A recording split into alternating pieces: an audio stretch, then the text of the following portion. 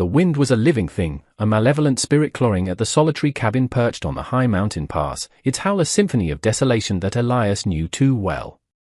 Snow, thick as a shroud, had been falling for 3 days, burying the world, burying memories he fought to keep interred. Inside, the fire in the stone hearth spat and crackled, a defiant heart beating against the icy siege. Elias, a man carved from the same unforgiving landscape as the mountains themselves, sat at a rough-hewn table, his hands, gnarled as old timber, wrapped around a chipped mug of weak coffee. His eyes, the color of a winter sky before a storm, were fixed on the flames, but he saw other fires, other winters. He saw a woman smile, heard a child's laughter, ghosts that danced just beyond the firelight, always just out of reach. The loneliness was a familiar cloak, heavy but threadbare in places where the cold seeped through, chilling him deeper than the blizzard ever could. He'd chosen this life, or perhaps it had chosen him, after the world had taken everything else. Here, the silence was broken only by the wind and the crackle of wood, a predictable sorrow he could manage. Then came the sound, almost swallowed by the gale, faint, desperate. Knock. Knock. Knock. Elias froze, his head snapping up. It couldn't be. No one came this high, not in this weather. Not anymore. He strained his ears. The wind mocked him, shrieking, tearing at the shutters. Perhaps it was a branch, or ice falling from the eaves. He settled back, his heart a cold stone in his chest. Then again, louder this time, more insistent, laced with a terrifying fragility. Knock. Knock. Knock. There was no mistaking it. Someone was out there. Someone was dying. A tremor ran through him, not of fear, but of a deeper, older pain. He didn't want this. He didn't want to open that door to whatever suffering lay beyond. His small, precarious peace was too precious. But the image of his wife, Sarah, her face pale in the grip of the fever that had stolen her, her hand reaching for him, flashed in his mind. He'd been helpless then. He pushed himself up, the chair scraping harshly against the wooden floor. Each step to the door was a battle. He unlatched it, the heavy wood groaning in protest as he pulled it inward against the wind's fury. A blast of snow and ice assailed him, stinging his face. And there, collapsing into the doorway, was a figure, a woman, so caked in snow she seemed sculpted from it. She was a wraith, her clothes torn, thin, offering no protection against the mountain's wrath. In her arms, clutched to her chest like a final, desperate hope, was a bundle. A child. The woman's eyes, wild with terror and exhaustion, met his for a fleeting second before fluttering closed. A soft moan escaped her lips, a sound of utter surrender. Elias felt a chasm open within him. Not again. Please, not again. But the plea died unspoken. He saw the blue tinge on her lips, the frost on her eyelashes. He saw the small, still form in her arms. The rescuer in him, the man he thought long dead, stirred. He moved with the grim efficiency of one accustomed to harsh realities. He scooped her up, surprised at her lightness, the cold seeping through his own layers. The child, a girl no older than 3 or 4, whimpered, a tiny, heartbreaking sound. He carried them inside, kicking the door shut against the raging storm. The sudden silence of the cabin, broken only by their ragged breaths and the fire's steady song, was profound. He laid the woman gently on the worn rug before the hearth, her head lolling. The child, he realized, was barely breathing. Panic, cold and sharp, threatened to engulf him. He fought it down. He carefully unwrapped the girl from the layers of thin, damp cloth. Her skin was icy. He stripped off her wet clothes, his fingers clumsy with haste, and wrapped her in the driest, warmest blanket he owned, one Sarah had knitted long ago. He chafed her tiny hands and feet, whispering hoarsely, "Come on, little one. Breathe. You gotta breathe." He turned his attention to the woman. Her pulse was thready, her breathing shallow. He worked methodically, removing her frozen garments, his touch impersonal yet gentle, covering her with more blankets. He stoked the fire, adding logs until it blazed, casting dancing shadows on the rough walls. The cabin was small, a single room, but it was a fortress against the storm, a sanctuary. He didn't know who they were, or what horrors they were fleeing, but in this moment, none of that mattered. All that mattered was the fragile flicker of life in these two broken beings. Hours passed in a blur of tending to them, forcing sips of warm broth between the woman's lips when she stirred, checking the child's breathing, adding wood to the fire. He moved like an automaton, his own exhaustion, his own ghosts, held at bay by the immediacy of the crisis. The woman's name, he would later learn, was Lyra. The child's, Ilara. But for now, they were just survivors, washed up on the desolate shore of his existence, and he, against all his instincts for self-preservation, had become their reluctant harbor. The wind howled outside, but inside, a fragile warmth began to spread, not just from the fire, but from a place Elias thought had turned to ash long ago. He watched them, the mother and child, huddled together under the blankets, their faces pale in the firelight, and a single, unfamiliar thought surfaced: maybe this time, he wouldn't be helpless. Maybe this time, he could save them. He was careful not to crowd them, aware that his presence, large and unfamiliar, might be a source of fear rather than comfort for the woman. The child, Ilara, responded more readily to warmth and the gentle coaxing of broth he managed to get her to sip. Her small coughs were less ragged now, her breathing a little easier. The woman, Lyra, remained mostly unconscious, stirring only to moan softly or to instinctively pull the blankets tighter around herself and the child. Elias found himself watching them, a strange ache in his chest. They were so vulnerable, so utterly dependent on him. It was a responsibility he hadn't sought, one that dredged up painful memories of his own failures, his own losses. He remembered Sarah's increasingly frail form, Tom's small hand clutching his, the bitter cold of that other, fateful winter. He shook his head, trying to dispel the ghosts. These two were alive. That was all that mattered now. He kept the fire roaring, the cabin becoming almost oppressively warm, but he knew it was necessary to combat the deep chill that had settled into their bones. He found some of Sarah's old clothes packed away in a wooden chest, a simple woolen dress, some undergarments. They would be too big for Lyra, but they were clean and dry. He laid them out near the hearth, hoping she would find them when she was able. The first night passed in a tense vigil. Elias dozed fitfully in his chair, his ears attuned to every breath, every sigh from the rug before the fire. The storm outside showed no signs of abating, its relentless assault a constant reminder of the fragility of their shelter, of life itself. He thought of the vast, empty wilderness surrounding them, a place that could swallow people whole, leaving no trace. How had they even made it this far? What desperate circumstances had driven them out into such a tempest? The questions gnawed at him, but he pushed them away. Answers could wait. Survival came first. Lyra woke to warmth, a sensation so alien it was disorienting. Her eyelids were heavy, crusted. A soft crackling sound reached her ears, rhythmic, comforting. She tried to move, a groan escaping her chapped lips. Pain, dull and aching, radiated through her body. Panic flared, sharp and cold, as memory returned in jagged shards, the endless running, the biting cold, the gnawing hunger, the terror of pursuit. Ilara. Where was Ilara? Her eyes flew open. She was lying on a soft fur rug, a thick blanket covering her. A fire blazed in a stone hearth nearby, its golden light painting the rough wooden walls of a small cabin. And beside her, nestled under the same blanket, sleeping soundly, was Ilara, her small chest rising and falling in a steady rhythm. Relief washed over Lyra, so potent it left her weak. She reached out a trembling hand, touching Ilara's cheek. Warm. She was warm. A man sat in a chair across the small room, his back partially to them, mending something with a needle and thick thread. He was large, his shoulders broad, his presence filling the space. He wore simple, worn clothes. His stillness was absolute, like a mountain. Lyra tensed, every instinct screaming danger. Who was he?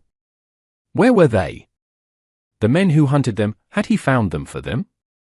She tried to sit up, but a wave of dizziness forced her back down. The movement, slight as it was, caught his attention. He turned his head slowly, his eyes meeting hers. They were grey, like the winter sky, and held a deep, unreadable weariness. He said nothing, merely looked at her, his expression unchanging. Lyra's heart hammered against her ribs. She pulled Ilara closer, a protective arm instinctively curving around her daughter. Her throat was dry, her voice lost somewhere in the frozen wasteland she had traversed. The man rose, not abruptly, but with a deliberate slowness that was oddly reassuring. He approached the hearth, picked up a tin mug from the mantelpiece, and ladled something warm from a pot simmering over the flames. He walked towards her, extending the mug. Lyra flinched, pressing herself further into the rug. His eyes softened, just a fraction. "Broth," he said, his voice low, rough, like stone shifting. "Good for you." For the little 1 inch he placed the mug on the floor near her, then retreated to his chair, resuming his mending. His actions were devoid of threat, yet Lyra remained coiled, a spring wound tight with fear. For days, this silent ballet continued. Elias, she had heard him murmur the name once when he thought she slept, a soft sound addressed to no one, moved about the cabin with quiet efficiency.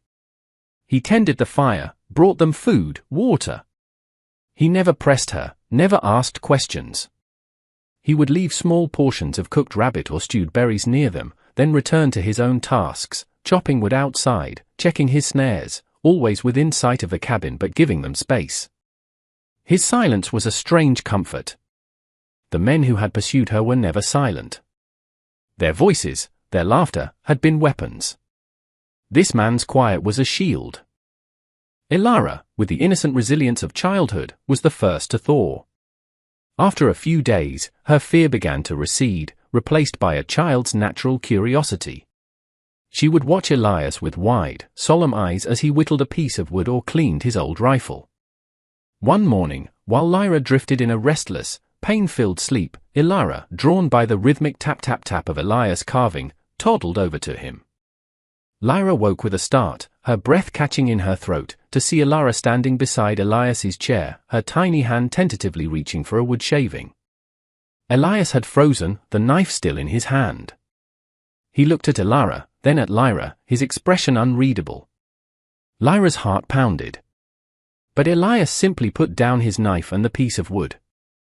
He picked up a finished carving from the mantel, a small, smooth bird, and held it out to Ilara. Ilara looked at it, then at him, then took it carefully in her small fist, a tiny smile touching her lips. Elias's gaze flickered to Lyra, a silent question in his eyes. Lyra found she could breathe again. She offered a small, almost imperceptible nod. It was the first crack in the wall of her distrust. The cabin became their world. The storm raged outside for what felt like an eternity, sealing them in. Inside, the fire was a constant, a warm, beating heart. Elias would sometimes sit by it, staring into the flames, and Lyra would see a profound sadness etch itself onto his weathered features. She wondered about his story, his solitude. He was a man haunted, she sensed, much like herself. She began to notice the small details, the way he always made sure the woodbox was full before nightfall, the gentleness with which he handled the small bird carving before giving it to Ilara, the worn photograph of a woman and a small boy tucked into a crack in the wooden mantel, their faces faded with time. Scars. They both had them, visible and invisible. His were etched on his hands, his face, testament to a hard life. Hers were branded on her soul, raw and bleeding. Slowly, Lyra started to heal, physically at least. The frostbite on her fingers and toes receded, the gnawing ache in her bones lessened. She ate the food Elias provided, simple fare, but nourishing. She started to help, in small ways. Folding the blankets. Stirring the stew when he was outside. These small acts were a language of their own, tentative steps towards an unspoken understanding. She still didn't speak, not with words. The trauma had stolen her voice, or perhaps she had willingly surrendered it, a desperate attempt to become invisible to those who hunted her. But her eyes started to lose some of their haunted look. When Elias met her gaze now, she didn't always flinch away. The fire crackled. Ilara babbled softly, playing with her wooden bird. Elias mended a tear in his worn coat. Outside, the wind howled, but inside the small cabin, a fragile piece, as delicate as a newborn fawn, was taking its first, uncertain steps. It was a sanctuary built on shared silence, on unspoken grief, and the quiet, steady beat of a rescuer's unexpected kindness. Lyra found Sarah's clothes, neatly folded. She held the woolen dress to her cheek. It smelled faintly of lavender and wood smoke, a scent of a life she couldn't imagine. Wearing it felt like borrowing someone else's skin, but it was warm, and her own clothes were little more than rags. Elias made no comment when he saw her in it, but she thought she saw a flicker of something deep in his eyes, a sorrow too profound for words, before he turned away. The days bled into weeks, marked by the slow retreat of the snow and the gradual lengthening of the daylight that filtered through the cabin's single, small window. A fragile rhythm established itself within the weathered walls. Elias would rise before dawn, the scent of wood smoke and brewing coffee his daily ritual. Lyra, now stronger, would tend to Ilara, her movements becoming less hesitant, more assured. She started to contribute more meaningfully to their shared existence, her hands, though still bearing the memory of frostbite, relearning forgotten domestic skills. She would mend Ilara's tattered clothes with thread Elias provided, her stitches neat and precise. She learned to bank the fire, to prepare the simple meals they shared, her presence in the small kitchen area no longer that of a frightened ghost but of a quiet partner. Elias watched her, his expressions usually unreadable, but Lyra sometimes caught a flicker of something in his eyes, surprise, perhaps, or a reluctant acknowledgement of her growing strength. He saw the fierce, unwavering devotion she had for Ilara, a mother's love that mirrored the raw ache in his own heart for the family he had lost. That shared understanding, unspoken yet profound, began to weave a delicate thread between them. He never asked about her past, about the fear that still clung to her like a shroud, manifesting in nightmares that would leave her trembling and gasping in the pre-dawn darkness. He would simply ensure the fire was burning bright, a silent sentinel against the terrors of the night. One afternoon, Ilara, chasing a dust mote dancing in a rare shaft of sunlight, stumbled and fell, striking her head against the corner of the rough-hewn table. Her cry was sharp, full of pain and surprise. Lyra was there in an instant, scooping her up, her face a mask of terror. "Ilara!" "Oh, my sweet girl," she whispered, her voice raspy from disuse, the first word she had spoken beyond Ilara's name in weeks. Elias, who had been sharpening an axe by the door, was by their side immediately. He gently examined the small bump already forming on Ilara's forehead. "Just a knock," he said, his voice calm, steady. "She'll be all right." He fetched a clean cloth, dipped it in cool water from the bucket, and showed Lyra how to hold it against the swelling. His competence, his quiet reassurance in that moment of panic, chipped away another piece of Lyra's fear. Later that evening, as Ilara slept peacefully between them, her small face angelic in the firelight, Lyra spoke again. "Thank you," she said, her voice barely above a whisper, directed at Elias who was oiling his rifle. He paused, looking at her. He simply nodded, a gesture that conveyed more than words could. The dam of her silence was slowly breaking. A few days later, as a pale spring sun finally began to melt the last stubborn patches of snow around the cabin, Elias was checking his perimeter, a habit ingrained from years of solitude and a recent, growing unease. He found it nestled at the base of a pine tree, half hidden by new growth, a small, metallic cylinder, cold to the touch, with no discernible markings. It wasn't from this world, not his world of wood and stone and snow. It was alien, manufactured, and it sent a chill down his spine that had nothing to do with the lingering winter air. He knew, with a certainty that settled like lead in his gut, that it was a marker, a beacon. They were being tracked. He said nothing to Lyra, not wanting to shatter the fragile peace she was beginning to find. But his vigilance increased. His eye scanned the tree line more frequently, his hand often resting on the worn stock of the rifle that leaned near the door. Lyra noticed the change in him, the subtle tension in his shoulders, the way his gaze lingered on the horizon. It reawakened her own dormant fears. The nightmares returned with greater intensity, filled with faceless men in dark uniforms, their voices cold, their eyes empty as they called her Asset LX7. She would wake up gasping, Ilara stirring beside her, her small hand reaching for comfort. One morning, after a particularly harrowing night, Lyra found Elias staring at the faded photograph on the mantel. He touched it gently, his calloused finger tracing the outline of the woman's smiling face. "Sarah," he said, his voice thick with unshed tears.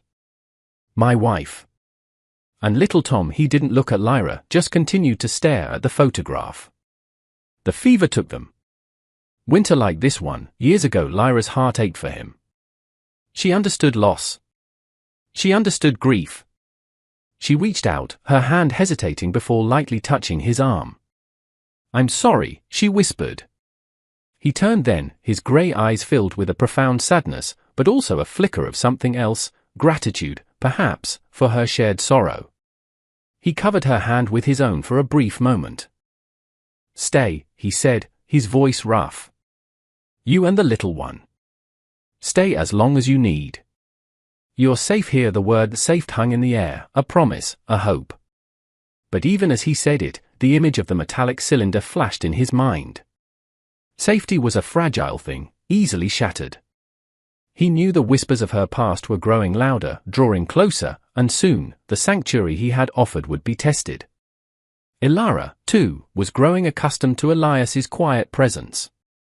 She would sometimes offer him one of her precious berries, or pat his rough hand with her tiny one. These small gestures chipped away at the wall Elias had built around his heart, stone by stone. He found himself carving more little animals for her, a deer, a bear, a clumsy-looking rabbit that made Elara giggle, a sound that was like sunlight after a long winter.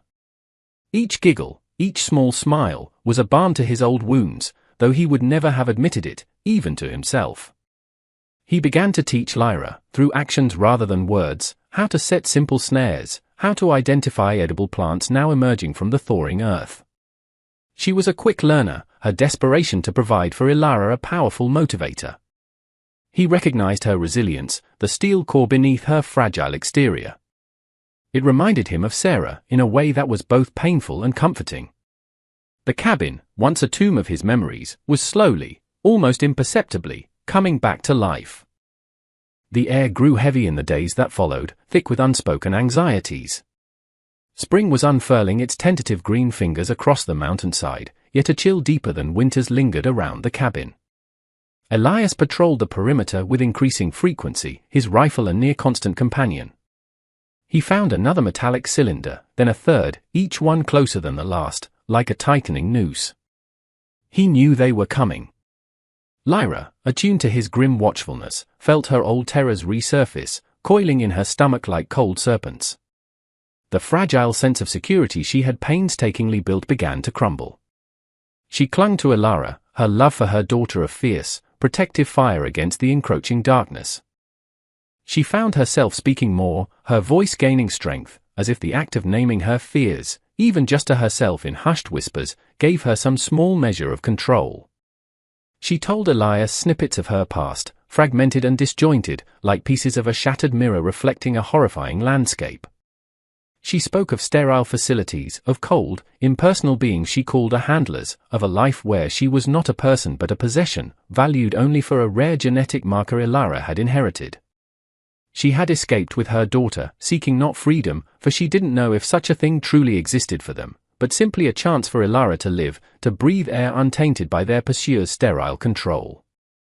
Elias listened, his face impassive, but his eyes held a simmering anger that mirrored her own. He didn't offer platitudes or false reassurances. He simply listened, his presence a solid anchor in the storm of her memories. One dawn, the birdsong was abruptly cut short. An unnatural silence descended upon the forest, a silence that prickled the skin. Elias, already awake, was standing by the window, his silhouette rigid. "They're here," he said, his voice flat, devoid of emotion, but Lyra heard the steely resolve beneath. Her blood ran cold. She scrambled up, pulling Elara, still sleepy and confused, into her arms. Fear, stark and primal, threatened to paralyze her. But then she saw Elias's face. He turned from the window, and in his eyes, she saw not fear, but a grim determination. He was a man preparing for battle, not for himself, but for them. That look, that unwavering strength, ignited a spark within her. She would not cower. She would not let them take Elara.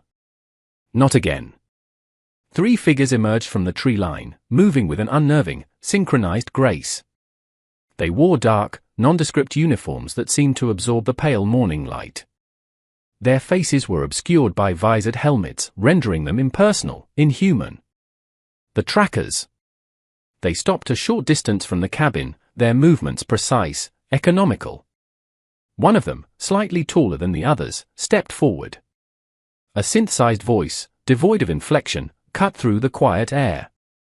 Asset LX7. You will relinquish the child, unit designation ELR4. Resistance is futile. Lyra clutched Elara tighter, her knuckles white. Asset. Unit. Not mother. Not child. Elias stepped out of the cabin, positioning himself between the trackers and the door.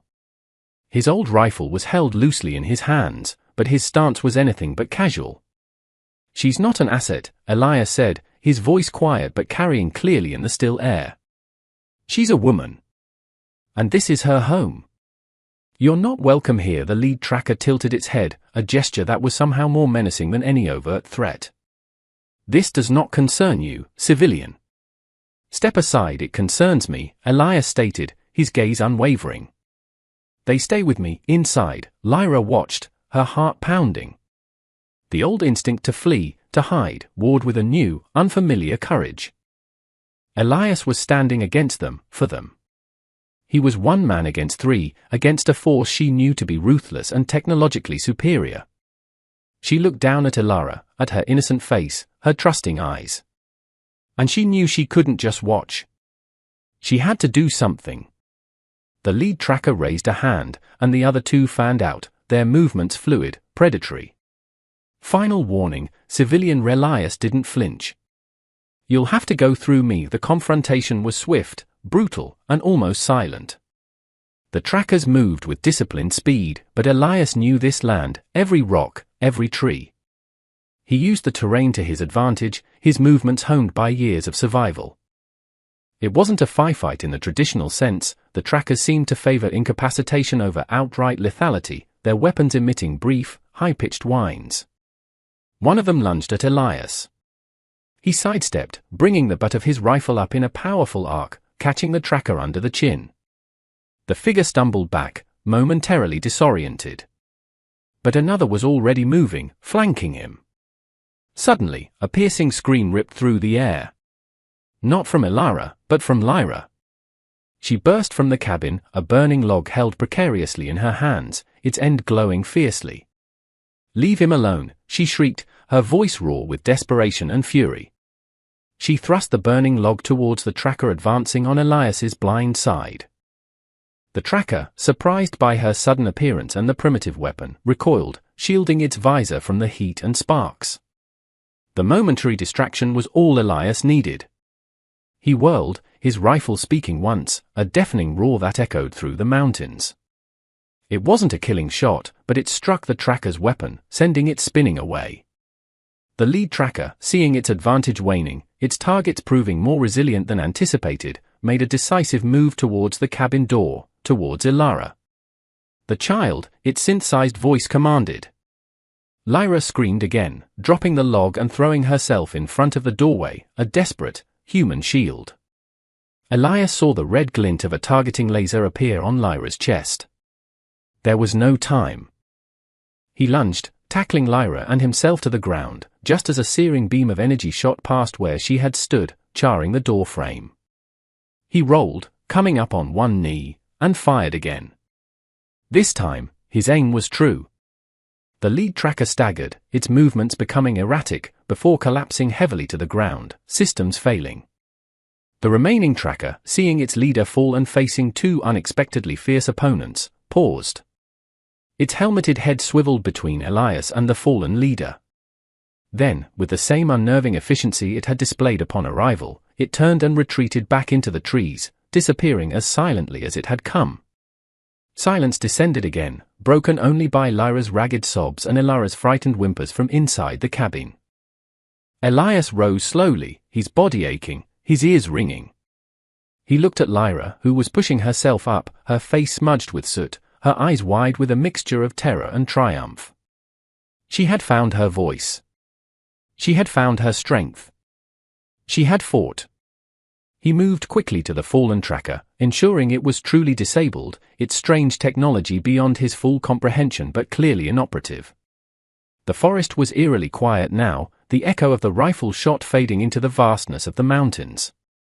He felt a deep weariness settle over him, the adrenaline ebbing away, leaving behind an ache in his muscles and a tremor in his hands. The immediate aftermath was a maelstrom of adrenaline and shock. Elias quickly checked the fallen tracker. It was inert, its systems fried, no longer a threat. The other had vanished, but he knew it wasn't necessarily over. They might send more. But for now, for this moment, they were safe. He turned back to Lyra, who was now inside, kneeling beside a terrified Ilara, murmuring soft reassurances. Lyra looked up as he entered, her eyes still wide, but a new light shone within them, the fierce glow of a protector. He saw a shallow burn mark on her arm where the energy beam had grazed past. "You're hurt," he said, his voice rougher than usual. She glanced at it, almost dismissively. "It's nothing," but he insisted, his concern overriding her stoicism. He gently cleaned the wound, his touch surprisingly tender, applying a salve he kept for burns. Their roles were subtly reversed. She, the one who had needed so much care, now bore a wound in his defense, and he, the stoic rescuer, tended to her with an open gentleness she hadn't seen before. As he worked, their eyes met. In that shared glance, unspoken volumes passed between them, gratitude, respect, a bond forged in the crucible of shared danger. The fear was still there, a lingering tremor in the air, but something else was present too, a burgeoning hope, tentative yet resilient. Ilara, sensing the shift in the atmosphere, crawled into Lyra's lap and then reached a small hand towards Elias, patting his cheek. A fragile smile touched Elias's lips, chasing away some of the grimness. The cabin, which had so recently been a battleground, began to feel like a sanctuary once more. The charred doorframe was a stark reminder of the violence, but inside, the fire still burned, a symbol of their enduring will. That evening, as the sun dipped below the jagged peaks, painting the sky in hues of orange and purple, they sat together, not speaking much, but enveloped in a comfortable quiet. The threat had been faced, not by him alone, but by them, together. Lyra had found a strength she didn't know she possessed, a roar to match her fierce love for her child. Elias looked at her, at the way the firelight softened the tired lines on her face, at the determined set of her jaw. He thought of the empty spaces in his life, the silence that had once been filled with Sarah's laughter and Tom's childish chatter. For years, he had guarded those spaces, keeping them sacrosanct, barren.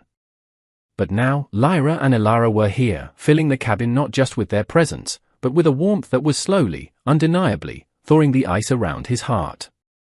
He reached out, his calloused hand covering hers where it rested on the table. She looked at him, her eyes questioning, a little fearful still, but also hopeful. "Lyra," he began, his voice quiet, hesitant. He wasn't a man of easy words.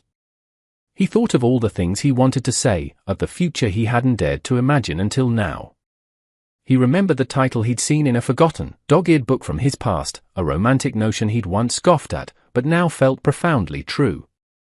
He leaned closer, his voice a low whisper, meant only for her, a promise against the vast, listening silence of the mountains. "Stay," he breathed, the word carrying the weight of all his unspoken emotions. "Stay with me. With Ilara. Forever. This can be your home." "Our home," tears welled in Lyra's eyes, spilling over, tracing paths down her soot-stained cheeks. Not tears of sorrow, or fear, but of an overwhelming, unexpected joy. She had been hunted, a fugitive with no hope, no future. She had arrived with nothing but the clothes on her back and a child to protect. And now, this quiet, haunted cowboy, this reluctant savior, was offering her everything: safety, belonging, a family. A home. Her voice, when she finally found it, was thick with emotion. "Yes," she whispered back, her hand turning to grip his tightly. "Yes." Ilara, sensing the profound shift, looked from her mother's tear-streaked face to Elias's softened expression, and a wide, happy smile spread across her own. She scrambled from Lyra's lap and launched herself into Elias's arms, hugging him tightly around the neck. He held her close, his eyes meeting Lyra's over Ilara's small head. And in that moment, surrounded by the scent of wood smoke and the quiet crackle of the fire, a new family was born, unconventional yet fiercely bound, their foundations laid in shared trauma, mutual protection, and the courageous, life-affirming whisper of stay. The scars of their pasts would always remain, not as marks of damage, but as testaments to their survival, to the battles they had fought and won. The future was still an unknown territory, the threat of the trackers perhaps not entirely extinguished. But they would face it together. The cabin on the mountain, once a symbol of Elias's isolation and grief, transformed. It became a place of laughter, of learning, of shared meals and quiet evenings. Ilara's bright chatter filled the spaces once occupied by sorrowful silence. Lyra's quiet strength blossomed, her hands now tending a small garden, her voice sometimes lifting in a soft, forgotten song. Elias, the solitary cowboy, found himself a father again, a partner, his heart, once frozen, now beating with a steady, hopeful rhythm. He taught Ilara about the mountains, about the stars, and Lyra taught him, in her own quiet way, how to let joy back into the scarred landscape of his soul. They had found their sanctuary, not in a place, but in each other. What does home truly mean to you? Is it the walls that surround you, or the people who make you feel seen, safe, and loved? Share your thoughts and experiences in the comments below. If this story of courage, resilience, and the power of found family touched your heart, please leave a like, and don't forget to subscribe for more tales that explore the depths of human connection and the enduring light of hope.